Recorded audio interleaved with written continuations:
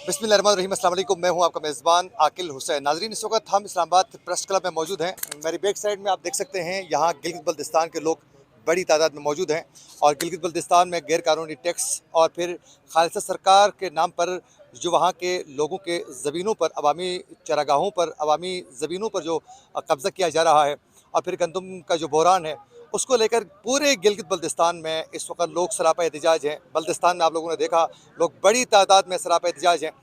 इसी मामले को लेकर यहाँ लोगों ने एहतजाज किया है, इजहार यकजहती के तौर पर पूरे गिलगित बल्तिस्तान के लोगों ने। अभी हमारे साथ एक नौजवान सोशलिस्ट मौजूद हैं, एहतशाम। हम इनसे जानना चाहेंगे कि बुनियादी मसाइल इस वक्त गिलगित बल्तिस्तान के क्या क्या हैं। अस्सलाम वालेकुम एहतशाम। वालेकुम सलाम। अच्छा, मुझे ये बताएं, पूरा गिलगित बल्तिस्तान इस वक्त सरापा एहतजाज है, बिलखुसूस वहाँ गैर आइनी तरीके से, गैर कानूनी तरीके से वहाँ की जो ज़मीनें हैं, खालिस्ता सरकार के नाम पर उन पर कब्जा किया जा रहा है, क्या कहना चाहोगे? देखें, ये मसला शुरू से 1947 के बाद से लेके अभी तक हम देख रहे हैं। मुख्तलिफ अदवार में 1952 हो, 60s हो या 70s के अंदर FCR की मूवमेंट हो, ये जो आज जो गिलगित बल्तिस्तान में इतने लोग निकले हैं, ये उस सिलसिले की कड़ी है। और हमारी सितम ज़रीफ़ी ये है कि रियासत पाकिस्तान ने हमेशा से उसको वहाँ के बासियों को कभी फैसिलिटेट नहीं किया।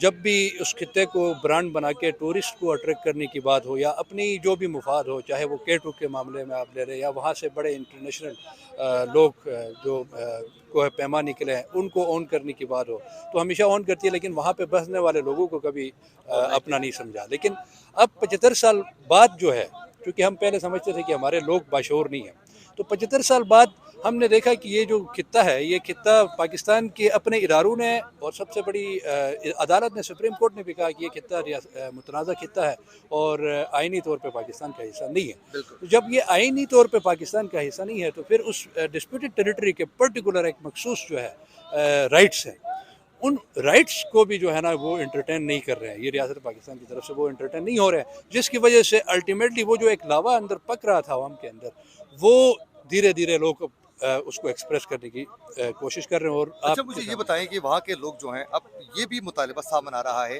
कि स्टेट सब्जेक्ट रूल को बहाल किया जाए, तो आप ये समझते हैं कि स्टेट सब्जेक्ट रूल बहाल होने से गिलगित बल्तिस्तान की ज़मीनें महफूज रहेंगी, वहाँ के लोगों को बुनियादी वो हुकूक मिलेंगे जो अभी मुयसर नहीं है? जहाँ तक ज़मीनें महफूज रहने की बात है, तो स्टेट सब्जेक्ट रूल यकीन दिलाती है कि ज़मीनें जो है वहाँ के लोगों की, यानी बाहर से लोग आके वहाँ पे ज़मीन नहीं खरीद सकते। जैसे अब इस वक्त आप देखें ना, कश्मीर के अंदर लोगों के पास ये हक मौजूद है, जिसकी वजह से, लेकिन कश्मीर के अंदर भी हम देखते हैं बड़े बड़े सरमायादार जो है तीसरे रास्ते से घुस चुके हैं। लेकिन अल्टीमेटली ये है कि स्टेट सब्जेक्ट रूल से मुकम्मल तौर पे कोई ऐसी वो नहीं हो सकती, फैसिलिटेशन नहीं हो सकती, लेकिन एक बहुत हद तक जो है ना ज़मीनों पर तहफ़्फ़ुज़ हो सकता है। इससे बेहतर है। बिल्कुल। अच्छा, मुझे ये बताएं, गिलगित बल्तिस्तान में इस वक्त गंदम का भी बहरान जो है शिद्दत इख्तियार कर चुका है, तो ये गंदम सब्सिडी में कटौती या फिर गंदम सब्सिडी का न मिलना, मुतनाज़ा खित्ते के लोगों का कोई सब्सिडी मिलना कोई हक है या नहीं, या फिर गिलगित बल्तिस्तान के लोगों को सब्सिडी से निकल कर खुद कुछ करने के लिए आगे बढ़ना चाहिए? देखें, सब्सिडी का जो है ना वो एक बीइंग डिस्प्यूटेड जो है ना, आपके पास एक राइट तो है, और till the decision of Kashmir issue आप डिस्प्यूटेड हैं, तो फिर बीइंग डिस्प्यूटेड जो आपके राइट्स है वो तो मिलने चाहिए। आवाम का ये मुतालिबा बिल्कुल दुरुस्त है, लेकिन इस वक्त सूरत हाल आप देखें कि 2013-14 में भी ये लोग बाहर निकले सब्सिडी के लिए, आज भी निकले हुए हैं। हमेशा ये हम सुनते आते हैं कि भाई सब्सिडी जो है ना इसके बाद कटौती नहीं होगी, सब्सिडी ख़त्म नहीं होगी, लेकिन फिर 3-4 साल बाद जो है ना सब्सिडी का एक इशू आता है, लोग बाहर निकलते हैं। तो इसलिए अब हम समझते हैं कि सिर्फ सब्सिडी हमारा मसला नहीं है, सिर्फ क्या बल्कि सब्सिडी अब हमारा मसला होना ही नहीं चाहिए। हमें जो है ना एटोनमस और एक आइनसाज़ असम्बली का डिमांड करें, क्योंकि एटोनमस और आइनसाज़ असम्बली की जब हम बात करते हैं तो वहाँ के मुकामी लोग उस असम्बली का हिस्सा होंगे और वो खुद मुख्तार होंगे अपने वसाइल के हवाले से, अपने मादनियात के हवाले से, पानी के रिसोर्सेज है, जितने भी रिसोर्सेज है उन तमाम पर इनकी अपनी हक़ हाकिमियत भी होगी, मलकियत भी होगी। तो ये फ़ैसला करने में जो है ना इंडिपेंडेंट होंगे, एटोनमस होंगे।